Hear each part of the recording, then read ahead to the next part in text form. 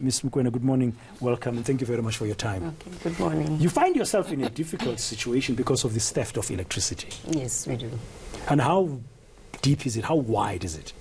Yeah. In Gauteng, for an example, we have recorded about 11.4% losses, and this is mainly due to non-technical losses.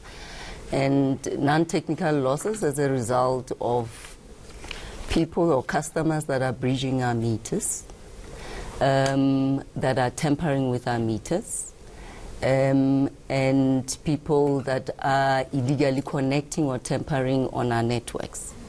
So if you look at that, the 11.4% losses, and you look at Gauteng only as distribution Gauteng, we have spent about R500 million in maintaining our networks. And, you know, the biggest portion of that R500 million is mainly on replacing assets that have failed as a result of these illegal connections or illegal operating of our networks, particularly our transformers and mini-subs. Now, definitely we cannot continue like that by experiencing losses at that high rate and also replacing these assets that are failing at a frequent rate. But you still have the problem of illegal connections, for example, what you call izinyoga, as they say.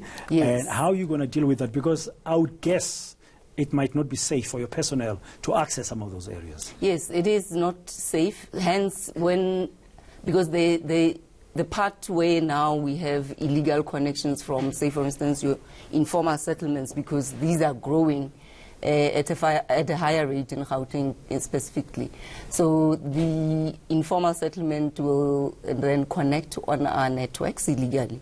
But because it's unsafe for our guys to operate or our technicians to operate on these networks, and not necessarily just to operate, but when they try to actually remove these illegal connections, then they get resistance or they get attacked by these same communities. So hence, we work very closely with your SAPS, your POPs and your JMPD.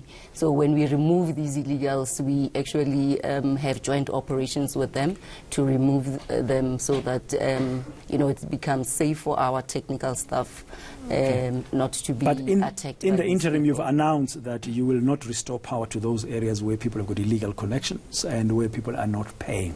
Yes. How feasible is that? I'm asking this because, you know, most of those areas, as you say, they are unsafe. There's a lot of crime there. We are working with the police, and when there's no light, crime might be exacerbated. Yeah. Look, what we're saying, and we've been actually doing this since the past year, where proactively we've been analyzing all our transformer zones, for an example, or feeders, where actually there are high losses, where what we do is go in and audit our meters, where people have bypassed these meters, then we'll disconnect and fine them. So in a prepaid environment, we'll fine them about 6,052 rands. So once the customer has paid that fine, we'll reconnect. So are there customers that you've disconnected, that you've not restored the power to, that fall under this category? Yes, so that was the proactive activity that we had started with. But again, as I said to you, that also on maintenance side, we actually spending that R500 million. And that R500 million, as I said, the most contributing factor is the replacement of transformers and mini-subs. So currently, because it's winter, because of the overloading now, these transformers are failing at a very high rate.